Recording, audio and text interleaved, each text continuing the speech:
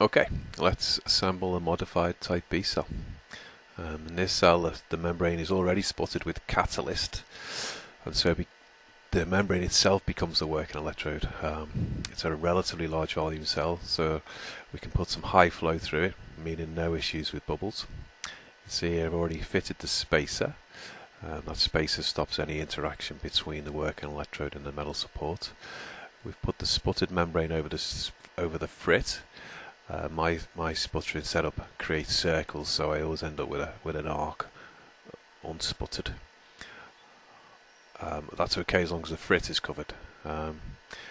I've got about 100 nanometers of gold sputtered on there.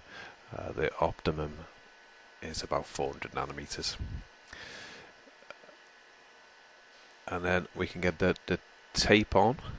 It must be in between those two O-rings you can see.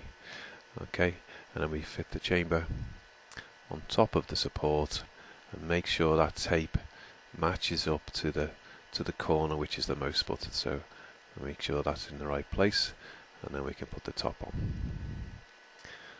Okay, once the top is on, I want to check that copper tape has got some continuity with our gold on the membrane, so I always check that first.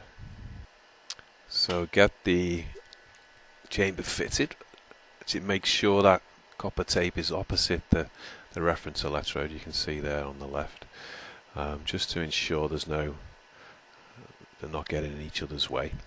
And then just so that during this continuity test nothing gets moved off, I'm going to screw it down with the screws. So I get that screwed down.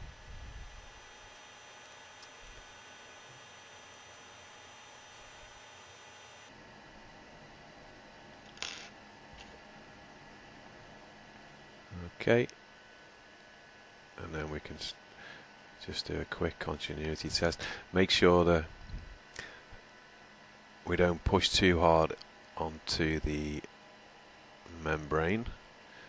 Okay, that's okay.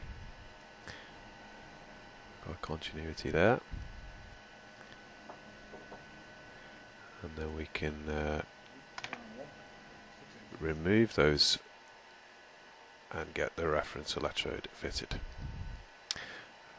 Right, the reference electrode already checked in. This one's working.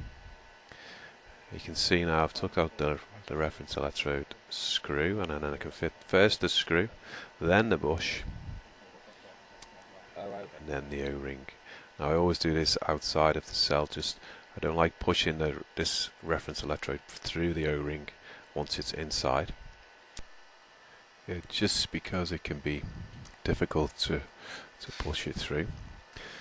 So push the reference electrode right through until it touches that back wall, and then just lightly screw it in, just so it's tighter but not fully tightened, because I'm going to pull it back until just the end of the tip is visible when you look down the middle. I don't want it right in the flow, but just enough to give some contact with the electrolyte. And then once it's set, we can fully tighten, and that's ready. Okay, and then we can get the Nafion membrane on. Okay, again, this needs to cover the O-ring. We're gonna push down the anode chamber on top of this Nafion membrane. That's been in water, soaking in water. Make sure those corners are in between the screws. The anode chamber. So the anode chamber is from our standard type B cell with the platinum gauze already fitted and the platinum wire. We can get those screws in. You may notice there we've got some spacers on these screws. It may not be necessary on all cells, but I've found sometimes if the cell can be too deep, so we add extra length screws and then added some spacers just so we can make sure we can tighten down. Okay, then we can tighten those down,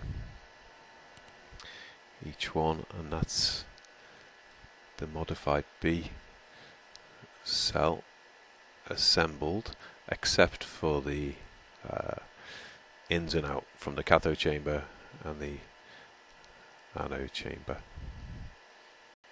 Okay, ready to get onto the mass spec, get some flow going through, and we'll try and produce a nice bit of gas.